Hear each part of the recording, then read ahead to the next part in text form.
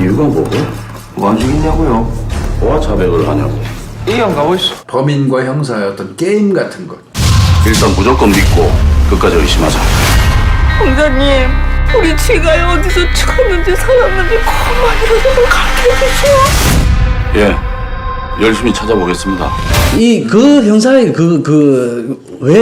왜 본인이 너무 힘들고 사실 본인한테 어쩌면 덕이 되지 않는 일을 왜 이렇게 쫓아다니면서 해결하려고 하고 그렇게 숨은 경찰들이 각 곳곳에 여전히 계시단 말이죠. 그런 분들은 도대체 그게 형사라서 그런 거라니까요.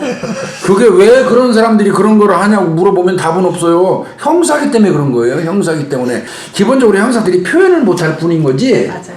사실은 피해자화 되는 겁니다. 예. 그렇죠. 피해자화 되지 않으면 범인 검거할 수도 없고 범인의 어떤 그 검거 의지도 그렇게 강할 수 없어요. 대한민국 형사들이 살인사건을 쫓는 형사들은 반드시 본인이 맡고 있는 사건의 피해자의 어떤 그 모습을 다 머릿속에 그리고 가슴으로 느끼고 있다고 생각하시면 돼요. 기본적으로 피해자, 그 사망한 피해자, 살인사건의 피해자하고 동일시된다는 얘기 했지 않습니까? 동일시된다는 얘기는 그 아이가, 걔가 범인으로부터 공격을 받아가지고 어디 공격받은 부위도 다 나오고 사인도 다 나오잖아요. 나중에라도 경사들은 그걸 다 알으니까 그거 하면서 일련의 과정을 시나리오를 그리는 거예요. 머릿속에서. 어디를 어떤 식으로 뭐 제압을 했고 어떤 쪽으로 공격을 했고 어떤 식으로 제압을 해서 아이를 살해했고 이 아이는 어느 정도 시간을 그 껄떡껄떡 숨이 넘어가는 그 시간이 소요됐을 것이다. 그때 이 아이가 느꼈을 어떤 그 날카로운 것이 그 자기 몸을 관통하는 어떤 그 찌르는 느낌이 어떻을 것 같다. 이런 것 등등을 형사들이 그려요, 머릿속에. 어떤 경우 막 부르르 몸이 떨리기도 하고 그래요. 그 같이 공감하다 보면. 이제 그래서 피해자화되고 피해자와 동일시되면서 이 범인은 반드시 검거하겠다는 의지가 이제 활활 타오른다고 이렇게 이제 봐야 되는데 초창기 형사할 때 이제 나는 이제 거의가 그런 느낌이었어요. 그 죽어가는 과정을 늘 머릿속에 그렸어요. 그러니까 너무 힘들더라고요.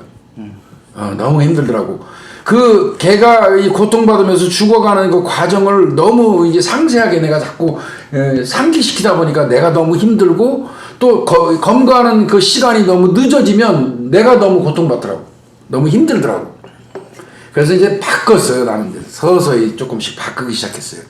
그거를 막 그린다기보다는 이제는 그냥 피해자 그 자체의 어떤 그 현상만 보아야 되겠다. 그랬더니 또 어떤 현상이 나타나냐면 포천 이제 여중생 매니큐어 살인 사건 엄양 때는 그 아이가 나체 상태였잖아요. 네. 11월 5일이에요. 겨울이야. 발견됐을 때가. 자꾸 이불을 덮어주고 싶어. 저도 현장에서 아이들이 이렇게 시체가 있는데 계속 그 손을 만져주고 싶다는 이불을 덮어주고 싶더라고. 그게 생각이 들더라고요.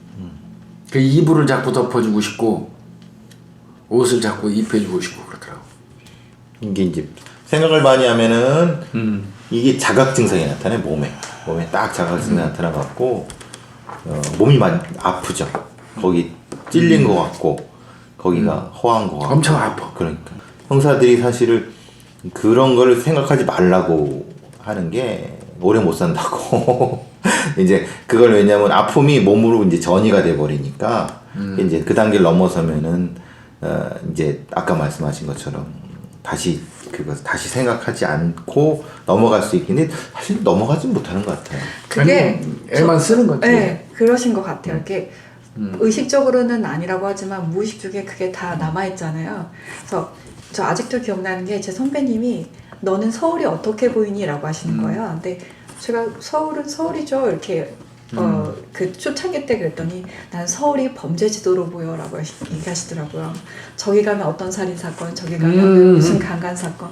서울이 자기가 사는 이 도시가 다 범죄 지도처럼 되어 있다고. 그러면 안 돼. 그런 생각을 하면은 그게 정말 힘든 거거든. 그게 가장 힘든. 근데 참 그거 사람이 묘하더라고. 89년도 제가 정확하게 그 기억은 못 하겠는데 동두천에서 그 미군 부대 사진관에 다니던 여성이 동거남으로부터 이제 그 칼로 공격받아가지고 200몇 군데를 찔렀어요. 처음에 들어가서 내가 그 시체를 방에 들어가서 발견했는데 난 그 시체인 줄도 몰랐어요. 너무나 한 200, 한 6, 70군데를 칼로 찔러가지고 그 나중에 보니까 정말 죽은 시체였어요. 근데 집중적으로 목 쪽을 많이 공격을 했더라고요. 그 진지한 얘기하는데 죄송한데 제가 맨날 100군데, 200군데 이렇게 얘기하는 부분에 있어서 그걸 실제로 셉니까? 네, 다 세요. 전체 다 세는 거예요. 네. 왜냐면 전체 다 세는 거예요. 네. 원래는 다 세. 원래는 이제 안 보이잖아요. 왜냐면 피가고 이제 이게 다시 찔러 빼면은 이게 올라서고 그래서 이게 사실은 하나인 줄 알았는데 다 세요. 왜냐하면 이걸 피를 딱 닦아내면은 이게 네. 하나, 둘, 셋, 넷 다 연결돼. 그리고 깊이가 다 다르기 때문에 네. 다 세요. 찌른 곳을 다시 찔러도 그게 다시 표시가 다 나요. 다. 그걸 왜 세야 됩니까? 왜냐면 그거 일단은 그 나중에 범행을 맞춰봐야 되잖아요. 이 사람이 뭐 기억을 못하는 경우도 있지만 둘, 셋, 혼자, 둘, 셋. 그리고 오버킬이 됐으면은 그 감정 상태에서 그렇지. 얘가 실제로 계획을 했느냐, 계획이 안 했느냐, 어디까지가 계획이었느냐, 그건 이걸 찌른 거는 힘의 종류가 A란 범위의 것일 수도 있고 네. B란 범위일 수도 있고 이걸 다 나눠야 되기 때문인 거예요. 흉기의 종류도 따로 나올 수 그렇죠. 있고, 그 다음에 흉기에 가한 압력이 다 다를 수 있고, 사람마다. 그래서 공범이 나올 수도 있고, 그렇죠. 그다음에 조금 전에 얘기했던 오버킬. 아주 이거 증오범죄로 그냥 속된 말로, 그 아까 내가 소개하던 거는 그 치정범죄였는데, 그렇죠. 치정범죄다 보니까 감정이 이제 굉장히 격앙돼가지고 마구세비로 한두 번 찔르면 사망하고 끝날 수 있는 거를 그냥 어마어마하게 찔렀단 말이죠. 죽은 다음에도 찔렀으면은 죽은 다음에 피부가 올라오고 이게 하는 것이 다 달라요.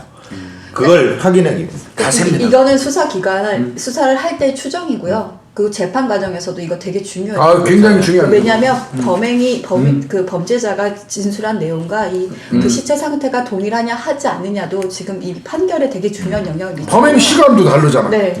300번을 찌르고 있는 시간이 10분이라면 한 번 찌르고 나갔으면 1초도 안 되잖아.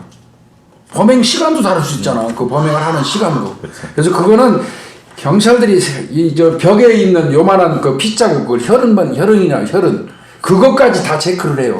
그리고 이게 무슨 범죄자가 딱 정해져 있다라고 했을 때 이 그 찌른 사람과 재판받는 사람이 동일인이었을 때는 이런 것들이 크게 문제가 안 되는 것 같지만 이 사람이 거짓으로 자백을 하거나 그럼. 다른 사람이 죄를 했을 때 그 현장에 있지 않았기 때문에 정확하게 모른단 말이죠. 그런 거 하나하나 때문에 다 숫자를 세고. 그러니까 말 그대로 실체적 진실이에요. 그렇죠.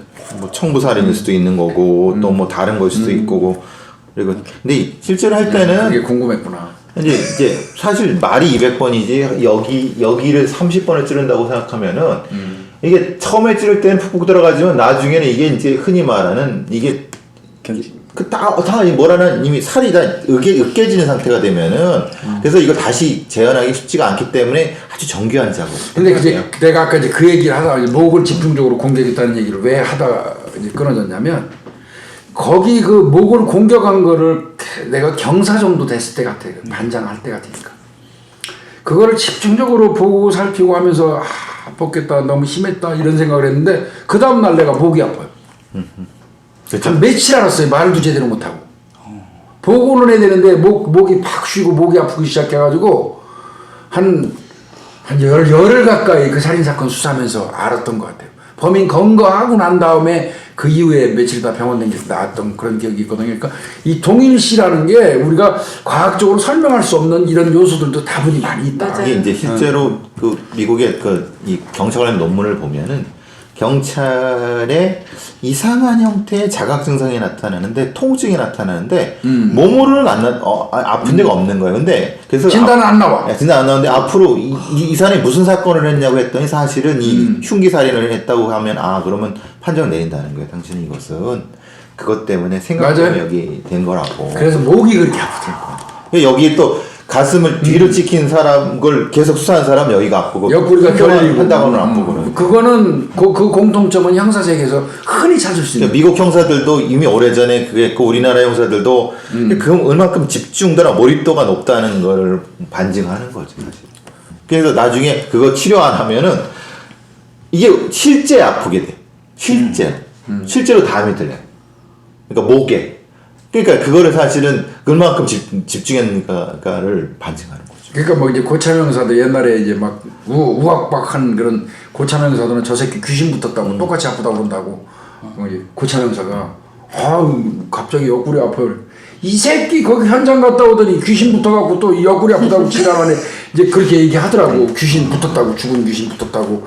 근데 이제 그게 아마 내가 보기에는 그런 그 심리적인 어떤 동화 같아요. 근데 옛날에 부장님들도 사실은 알고 있었는데 겁먹지 말라고 이렇게 겁을 먹고 용기 주는 거야 이 새끼들. 네, 그런 왜냐하면 여기가 아프다 그러면 이거 어떡하죠라고 하는 게 아니라 그땐 누르는 거죠. 그게 아니야. 우리도 다 안 겪어봤어 라고 하면서 쉽게 털어버리라고 하는 건데 사실은 요즘의 과학적인 어떤 거는 경찰 트라우마 센터에서 그걸 가지고 사실은 적절하게 해줘야 되는데 그땐 그런 게 없었으니까 그냥 스스로 극복해야 되는 거지. 해야 되는 거지. 나도 그 칼에 찔리고 나서 그 극복하는데 나는 빠른 거더라고. 8개월. 빠르신 거죠. 나는 빠른 거야. 3년 넘게. 3년 넘게 가는 사람이 있고 결국 형사 그만두고 내근으로 가는 사람이 많거든. 저는 그 사람을 봤어요. 현장 공포증 아시죠? 네. 저기 시체가 있는데 이만한 형사가 못 들어가는 거야. 벌벌 떨고 있더라고요. 이렇게 손을 떨고 있더라고요. 식은땀 잘 흘리는 데서 나는 이걸 이제 문헌으로 봤으니까 그래서 이제 저기 있던 사람들이 야 왜 안 와 그러더라고요. 그래서 아니 저기 부장님 내가 뭐 좀 물어보려고 했으니까 그냥 내가 나한테 맡겨 그리고 해고 나서 형님 갖고 와서 커피 한잔 하시려고 했는데 그때 풀어지더라고. 근데 이거 바로 들어갔으면 졸도할 수도 있고. 졸도예요, 졸도. 손이 떨리. 쓰러져. 그러니까 이제 현장 공포증이라 그래요. 그리고 어떤 사람은 시체 공포증이라고 하는데 시체 공포증은 아니고 현장 공포증이 갑자기 오는 거예요. 갑자기. 왜냐 옛날 기억이 딱 떨어오니까 확 되니까 확 떠오르는. 그때는 그렇게 안 하면 큰일 나요. 그 이제 그 현장마다 냄새가 달라. 그치, 냄새. 맞아요. 현장 어느 현장이고 들어가면 냄새가 다른데 맞아. 내가 특히 고통받고 힘들었던 현장 냄새를 딱 맡는 순간 그쵸. 딱 오가리 들어가지고 안 움직여질 때 있어요. 그게 그런 현상. 하필 지하 현장이었었는데 지하 현장에서 오래 썩으니까 네. 냄새가 가는 거야. 근데 이 양반은 근데 느낀 거지. 그러니까 느꼈으니까 확 돌아. 예전에 뭔가 그 사건 현장이 머릿속에 확 박혀 있었던 거죠. 저는 아이 시체를 보고 나서 트라우마가 그건- 너무 심했거든요. 그죠. 그건 너무 힘들어. 그래서 현장에 아이 시체가 있다는 얘기를 들으면 들어갈 때 진짜 식은땀이 쫙 나요. 심호흡을 너무 많이 했던 것 같아요. 그리고 심장이 확 뛰고 갔다 오면 집에 딱 문을 닫으면 이게 의도한 게 아니고 눈물이 진짜 계속 흘렀던 것 같아요. 그때가 제일 힘들었던 것 같아요. 천하의 대단한 형사들도 영화 요만한 애들 이런 아이들 부검 가서 보는 것처럼 고통스러운 거는 없어. 정말 너무 힘들어. 어린애 부검만 해가지고. 예전에 저기 김윤주 분석가도 알겠지만은 인천에서 이 6살짜리인가 4살짜리인가 토막해갖고 저기 배낭에 넣어졌던 사건은 그걸 이제 열어보는데 기절했던 그런 사건이 있었어요. 그러니까 그거를 또 부검까지 봐야 되니까 뭐 완전히 뭐 누가 기절하셨다는 거예요? 그러니까 이제 기절할 정도로 이제 충격을 받은 거죠. 사실은 저 사람이 지금 기절 직전이라는 걸 알 것 같은데 이게 교수님이 그러셨다는 거예요? 아니 그 같이 들어갔다 형사가. 근데 이거를 그냥 하면은 이 사람이 영원히 못 할 것 같아서 조용히 그냥 끄집어냈긴 했지만은 이걸 그렇게 안 하면 이제 안 돼. 그러니까 그 충격이라는 게 사실 트라우마가 엄청나게 센 거예요. 그런 걸 어떻게 오늘 이걸로 이제 가버리는 근데 아니, 그게 있어요. 사건 현장에 가서 첫 번째 충격이 오잖아요. 근데 그때는 혼란도 같이 오거든요. 그렇죠. 근데 이게 시간이 지날수록 감정으로 확 와요. 그리고 이게 저희가 수사를 하면 스토리가 같이 입혀지잖아요.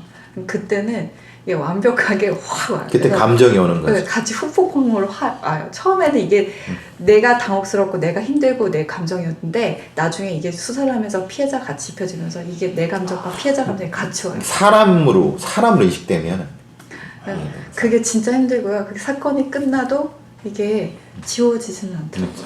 우리 이제 이거를 우리 후배 형사들도 볼지 모르는데 후배 형사들이 경계해야 점이 있어. 수사를 하다 보면 아까 얘기한 것처럼 피해자와 동일시돼 가지고 나는 피해자가 돼서 범인을 잡으러 다니는 건데 그러다 보면 그 옆에 가족 있잖아. 피해자 가족. 그 가족들한테 내가 뭐를 물어보면 이 사람들은 당연히 나한테 얘기를 해줘야 된다고 인식해요. 나는. 맞아요. 나는 네 가족 너를 위해서 이렇게 뛰니까 나는 피해자가 돼버렸어. 빙의돼 있으니까 그 죽은 사람의 아내인 너는 당연히 내가 뭐 물어보면 거침없이 나한테 비밀 없이 나한테 얘기를 해줘야 된다고 인식을 하는 경향이 있어. 나 혼자 그렇게 생각을 해요. 그런데 그 묻는 것도 그 한두 번이지 반복해서 계속 이 사람한테 물어보면 아무리 가족이라도 어느 순간 화를 내기도 하고 짜증을 내기도 해요. 그 순간 배신감이 엄청나게 오는 거예요. 이 형사가. 그래가지고 말을 함부로 해버리는 경우가 있어요. 맞아. 말을 함부로 해버려가지고 민원이 들어와 이제. 그렇죠. 이 가족이 살인사건 범인 달랬더니 담당 형사가 말을 함부로 하고 화내고 그랬다 이 민원이 올라오는 경우 있는데 그거는 사실 형사들을 진짜 요만큼이라도 이해를 해준다면 그 좀 좋겠다는 생각이 들어요. 근데 이제 우리 방송을 보는 우리 후배들이 본다면 지금 이런 부분, 맞아. 이 부분 경계 엄청나게 해야 돼요. 그 뒤로 이제 수사 심리학 그걸 뭐 강의할 때도 딱 요 단계 가족을 가족하고 질의 뭐냐면 탐문하거나 아니면 뭐 여러 가지 질문할 때의 그 매뉴얼 또 이제 요즘은 나눠져 있죠. 그리고 형사들이 해야 될 말과 하지 말아야 될 말들을 사실 같이 얘기해요. 그래서 맞아요. 당신의 마음을 잘 압니다. 이런 표현 진짜 하면 안 된다는 그렇죠. 거죠. 왜냐하면 그 심정은 아무도 모르거든요. 그렇죠. 근데 이게 처음에 하시는 분들이 실수를 해요. 아유 저도 잘 압니다. 저 힘드시겠죠. 이게 그 위로 아니야. 네, 위로 아니에요. 자기를 사회복지사로 착각하는 네, 거예요. 엄청나게 이거는 피해자를 공감해서 내가 피해자가 돼서 범인을 잡겠다는 것은 마음 자세지만은 그렇다고 해서 형사가 아닌 거예요. 사회복지사가 되면 안 되는 거예요. 네, 절대. 상담사가 돼서도 안 되는 거예요. 어떻게 피해자의 마음을 알 수가 맞아요. 있어요. 그 얘기는 이제 일선에서도 얘기를 많이 하는데 그래도 여전히 또 그나마도 그렇죠. 또 배려하는 형사들이 그거 해. 무뚝뚝한 형사들은 그 말마저도 못해. 제가 시그널 때 그 김혜수 씨가 그 피해자가 갔던 길을 따라가요. 근데 그게 사실은 제가 했었던 것들을 얘기를 해준 거였거든요. 김혜수 씨가 그 피해자화 해보려고 이렇게 그 초년기였던 거죠. 그렇죠. 그 김혜수 씨가. 그래서 이렇게 피해자가 갔던 길에 똑같이 이어폰을 끼면서 가봐요. 그러다 이제 납치가 되는 건데 실제로 저도 그걸 하거든요. 왜냐하면 정말 다른 게 그 시간대에 딱 가면 특히 제가 그때 노들길 사건이었는데 새벽 2시, 3시 토끼굴을 굴을 지나가야 돼요. 와 이게 낮에 봤을 때와 공포감이 너무 다른 거예요. 동일한 시간대 추정되는 범죄 동일한 시간대에 그 환경에 가봐야 되니까. 그리고 들리는 소리가 그럼. 전혀 다르고요. 그 촉이 다 달라지는 거예요. 그러니까 우리가 생각했을 때 피해자가 방심했을 거라고 생각할 수도 있지만 뭐 술이 취했었기 때문에 그럴 수도 있지만 이 촉 들리는 게 다른 거예요. 내 공포가 그 순간에 들어가는데 다른 거예요. 그렇다면 피해자도 마찬가지인 거예요. 그거는 느껴야 되거든. 네. 프로파일러가 이렇게 하기는 쉽지 않아. 근데 저 했어요 진짜. 왜냐면 프로파일러가 이렇게 하는 건 쉽지 않고 형사들은 당연히 하는 거고. 근데 그게 정말 피해자가 이런 말 하면 안 되지만 확 와닿는 사건들이 있어요. 너무나 잡고 싶은 사건이 있고요. 제가 시그널 때 왜 그걸 얘기했냐면 너무 잡고 싶은 사건이고 지금도 미제거든요. 그러니까 형사분들이 하나씩 묻는다 그러잖아요. 근데 저도 프로파일러로서 그 사건은 제가 이렇게 가슴에 묻어진 사건이에요. 그러다 보니까 특히 여성 피해자인 경우는 전 특히 그랬던 것 같아요. 어떤 심리일까? 그리고 특히 노드길은 시체 자기가 알몸으로 벗겨져서 하수구에 버려진 사건인데 내가 그렇게 돼 있었다면 난 어땠을까? 내가 저렇게 마지막 죽음이었으면 어땠을까라는 생각이 드는 거예요. 그러면 무서워요. 진짜 무서워요. 특히 토끼굴은 진짜 무서웠어요. 그나마 이제 제가 했던 다른 사건들은 낮이었거든요. 그래서 그나마 낫던 사건인데 연쇄방화나 아니면 이런 노들길 사건이나 아니면 또 이제 보강동 살인사건 하나 있었는데 그 사건 밤이었거든요. 새벽. 정말 무섭더라고요. 근데 그러면서 한편으로는 피해자도 분명히 똑같이 느꼈겠지. 아니 나보다 더 공포였겠다. 마주쳤을 때 어땠을까. 근데 거기까지는 좋은데요. 그 다음에 저도 스스로 제가 케어를 했어야 되거든요. 제 심리 상태라든지 이런 것들을. 근데 그냥 이게 훅훅 가요. 가다 보면 이게 내가 얼마만큼 타격을 받는지 모르고 지나가요. 그래서 욕을 많이 먹었어요. 너무 나댄다고. 오버한다. 거기까지만 가서 그러니까 현장 가서 자기들 느낌 가는데 이제 그걸 오버하면 이제 그 감정의 과잉이 생겨버리는 거죠. 이건 나만이 할 수 있니, 저만이 할 수 있니, 이 양반이 왜 감정의 과잉이 오는지. 네, 그거는 내가 아까 얘기했잖아. 프로파일러가 이렇게 하는 경우는 특별한 경우라고 얘기했고 형사들은 당연히 범행으로 추정되는 시간대에 그 장소를 가가지고 들려오는 새소리 그 다음에 차 소리, 조명. 그 주변 환경, 흐미한 그 전등불, 그 락스가 어느 정도였고, 차의 통행량이 얼마였고, 사람의 통행량이, 그걸 다 체크해요. 그거는 뭐, 그냥 그 사건 현장을 가서 그 범행 시간으로 추정되는 시간에 가서 재현하는 건 형사들한테 아주 기본이고, 아까 내가 얘기했던 그 포천 여중생 그 매니큐어 살인 사건 같은 경우도, 양옆에서 그 아이가 있는 그 유기된 그 장소 양옆에서 성인 물품을 그 판매하는 두 사람이 있어. 네. 이 둘이 협약을 맺었어. 몇 시에 문 열고 몇 시에 문 닫기로. 그랬기 때문에 이 둘을 상대로 갖고 우리가 범행 시간을 추정을 했어요. 그러니까 새벽 시간대 갖다 유기한 걸로 보인단 말이야. 살해는 다른 장소에서 했을지 몰라도 유기한 시간은 새벽 시간대로 보이는 거예요. 그렇죠. 그 새벽 시간대 가서 보는 거예요. 그렇죠. 살펴보고, 그리고 이제 내가 그 살펴보는 과정에서 중요한 걸 발견한 건데, 이 배수구 안에 사체는 저쪽 입구에서 한 3m 정도 들어가 있었어요. 나체 상태에서. 그리고 이쪽 반대쪽으로 한 6m 정도 이제 남아 있는데, 아무리 11월 5일이라고 해도 겨울에도 시체는 그 부패가 진행이 되거든요. 근데 부패가 거의 안 돼서 그 이유를 알 수가 없었어. 그래서 이제 우리가 생각하기에는 혹시 다른 곳에서 살해하고 냉동고 같은 곳에 유기했다가 우리가 발견한 그 전날 갖다 여기다 유기한 건가 이런 생각을 해봤거든요. 그러기에는 또 뒤집어 보니까 이 콘크리트 바닥에서 머물렀던 시간이 길어요. 그러면 이 부패가 진행이 덜 되는 이유는 뭘까 했는데 그 의문점을 풀었어요. 현장 가면 나오죠. 현장에 가가지고 반대편 입구에 가서 그 안쪽을 쳐다봤어요. 그 통을. 그랬더니 그 산골, 골바람이라고 그러잖아. 골바람을 타고 내려와서 그 통에서 흘러오는 바람이 내 머리가 막 휘날리더라고.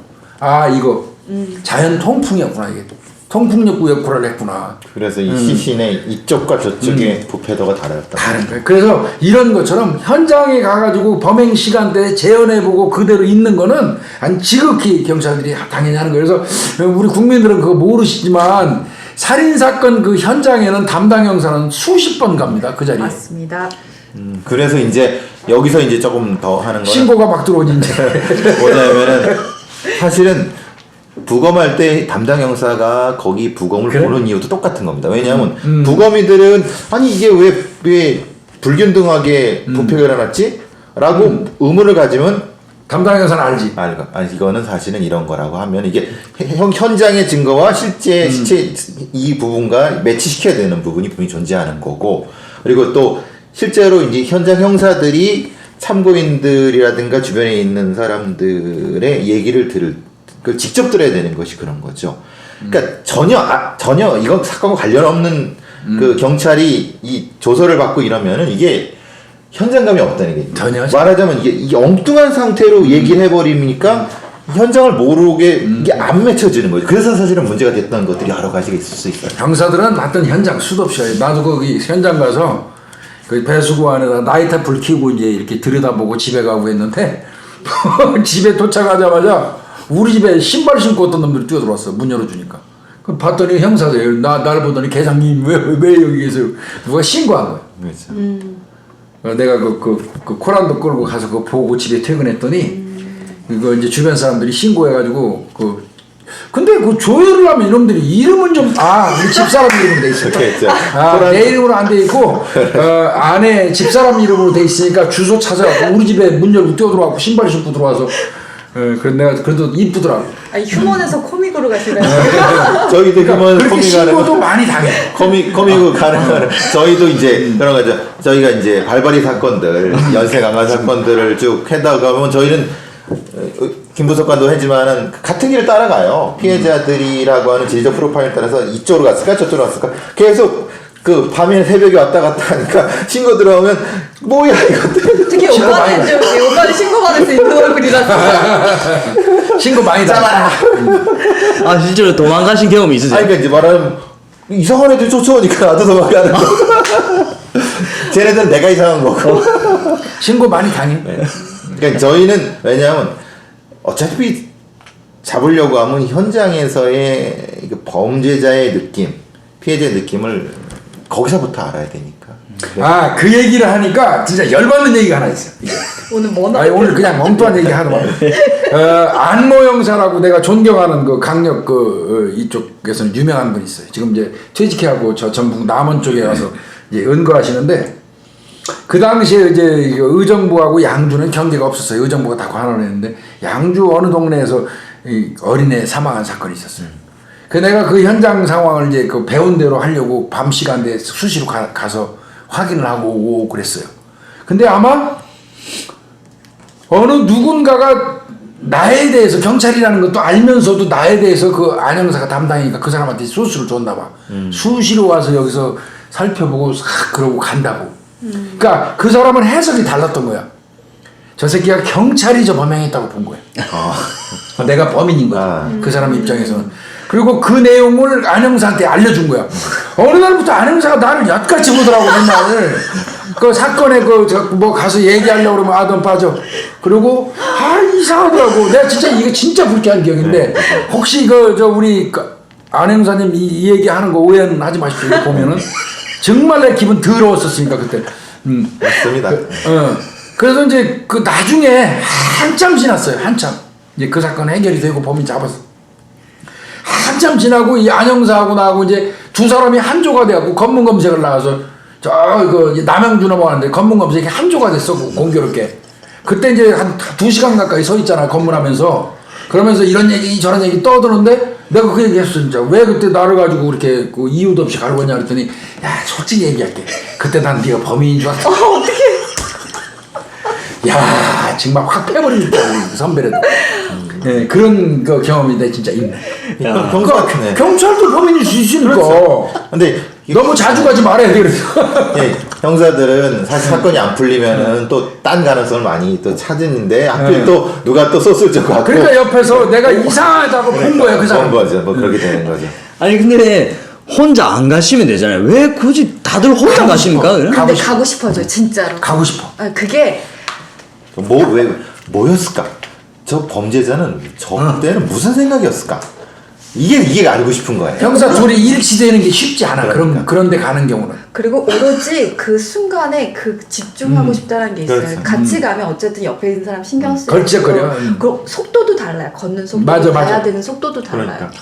왜냐하면 실제로 범죄자의 발속도 또 피해자의 발속도 그러니까 움직이는 부분에서 놓친 게 분명히 있을 수 있거든요. 그러니까 혼자 가야지. 그리고 그러니까. 차분하게 내가 생각한 거를 좀 실천해보고 관찰할 수 있거든. 맞아요. 둘이 가면 말 시키고 담배 피고 뭐 이러면 안 가니만 못하거든. 그러면 이거네요. 사무실에서 끊임없이 되뇌어보고 그림그려보고 이거를 어느 순간 이건가? 하고 현장을 가는 거예요? 당연히 그렇죠. 그때 확인해보고 확인해보고 가고 또 왔다가 다시 또 가보고 그거 빼먹고 왔네 또 가보고 그런 그리고 너무 아무것도 없을 때 있잖아요. 어떤 건지 잘 모르겠을 때 분명히 수사 기록은 받아요. 저희 프로파일은. 근데 뭐가 이게- 빠졌지. 뭐 읽어보고는 도대체 감이 안 아무것도 안 잡히는. 이건 그냥 글자일 뿐이고. 그러면 한번 가보고 싶지. 네, 그러면 정말 가게 되고요. 특히 그 시간대 가보고 싶어요. 그럼 그 시간대가 가봐야 돼. 동일한 여건 속에서. 그리고 둘이 가면 이게 이제 안 돼, 둘이 가. 생각의 간섭을 받아요. 왜냐면 나는 이런데 저 사람은 다르게 생각할 수도 있고 사실 그렇게 하면은 내가 생각한 가설이 이게 계속 침해를 받는다는 생각하니까 혼자 가야 되는데 그래서 이제 서울청 행동과학팀에는 여자분들이 많아갖고 남자인 내가 고생을 했던 것은 그러니까 이제 우리 팀장은 여자들 혼자 가면서 사고 나면 그때 권일용 팀장이었나? 아니요 저 박미옥 팀장.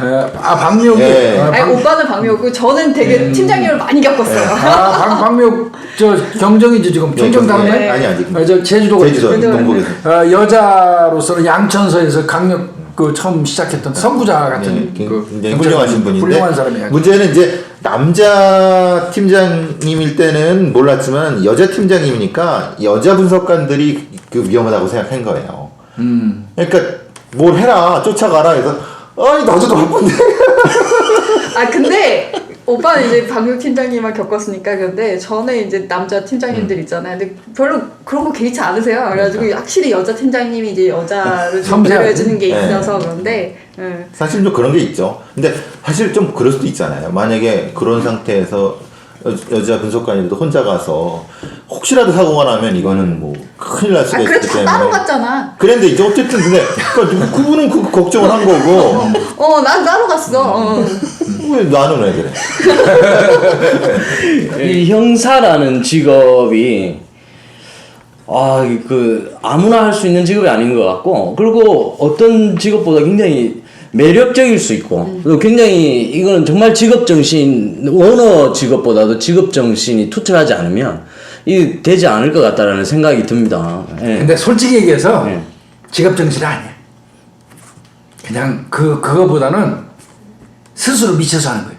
그러니까 그냥 내가 이 일에 내 스스로 미쳐서 하는 거예요. 그러니까 형사는 내가 얘기했지만 타고난 광인이에요. 이거 진짜 맨날 또 겸손하신 말씀이에요. 근데 사명감 되게 대단하세요. 형사분들 그리고 다 고가도 잘 못 챙기시고 저도 봐왔어요. 아직도 저는 상처인 말이지만 지금은 너무 고마운 말이 하나 있는데 프로파일러 처음에 들어갔을 때 저희 호칭이 김 프로파일러 이렇게 부를 수가 없잖아요. 그러니까 어느 분이 저한테 김형사 이렇게 부르신 거예요. 했더니 거기 있던 선배님께서 너 형사라는 게 얼마나 함부로 쓰면 쓰면 안 되는 호칭인데 어떻게 쟤한테 그 호칭을 주냐. 그 무게를 아냐라고 얘기하시는 거예요. 근데 저는 그때 되게 섭섭했거든요. 근데 제가 시간이 지나면서 근데 그 무게를 저는 지금도 제가 형사라는 그러니까 호칭이 안 불려졌던 게 감사해요. 왜냐하면 저는 정말 100% 프로파일러지 형사가 될 수 없는 사람이고요. 그리고 제가 가끔 저희 경찰 그 면접을 들어갔었어요. 그러면 요즘 물어봐요. 어떤 부서 가고 싶냐고. 옛날에는 선배님 있을 때만 해도 다 강력팀 형사 되겠다라고 얘기했잖아요. 저희 정말 거의 하루에 한 100명 면접 보거든요. 그 중에 한두 명이 형사 되겠다고 해요. 지금은 안 하려고 그러죠. 요새는 다 뭐 지구대 3부제 따박따박 되는 곳으로 가려고 그러죠. 그러니까 진짜 갈수록 형사라는 무게가 점점 무거워지는 것 같고 점점 더 사실 저는 믿지만 정말 진정한 형사분들 정말 미칠 수 있는 형사분들이 얼마나 나올 수 있을까 걱정도 돼요. 저도 그냥 서울청에 있을 때는 몰랐는데 성북서로 가니까 비로소 지금 말했던 형사의 무게를 느끼는 거죠. 그러니까 이제 경찰서에 가고 뭐 이렇게 하면서 이제 실제로 이 다른 포지션에 가니까 그 형사란 무게가 무슨 건지를 알겠다는 느낌이 드는 거죠. 그 지방청에 있을 때는 뭐라고 말해도 잘 못 느끼는 거거든요. 자기 포지션이 있으니까 지금 말하는 게 딱 와닿죠. 나도 이제 방송에 이렇게 오니까 뭐 형사님 불러주는 작가들이 많이 있어요. 근데 내 개인적으로는 굉장히 고맙지. 그런데 한편으로는 이제는 뭐 현직도 아니니까 형사도 아닐 뿐더러 지금도 형사라고 불리는 게 마땅한가? 그 무게를 감당하기는 내가 좀 어렵거든요. 그래서 이제 그 형사라는 호칭은 나는 정말 감사하고 고마운데 좀 바꿔주십시오. 이제 이렇게 얘기도 하는데 형사 아무나 부르는 거 아니에요, 진짜. 근데 저한테는 영원히 형사님이십니다.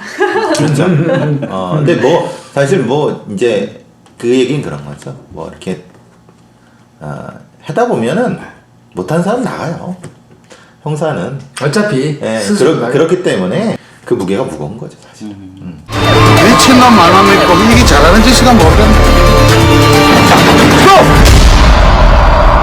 어디 사람 뼈? 그만 손 떼라. 딱 하루만, 아니 반나절만 시간을 주십시오. 내 강사님 생각이 끝까지 틀립니다. 어떻게하지? 제대로 입 열 때까지.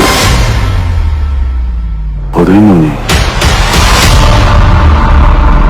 저희가 여태까지 그 형사의 무게라는 얘기를 했는데요. 이 영화를 보시면요. 정말 그 투철하고 정말 수사에 미쳐있는 형사를 보시게 될 겁니다. 네, 여러분 많이 봐주세요.